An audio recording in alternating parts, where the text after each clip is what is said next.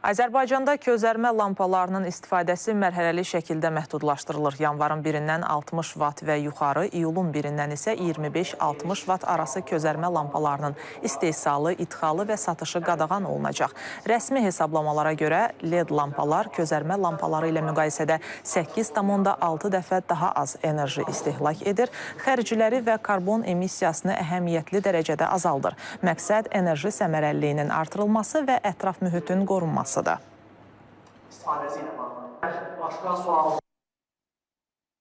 Yəni bir LED lampasının istifadə olunduğu müddətdə təqribən 15, bəzi hallarda 17 közərmə lampası dəyişməli olur ki, və bu LED lampasına münasibətdə təbii ki, daha baha başa gəlir.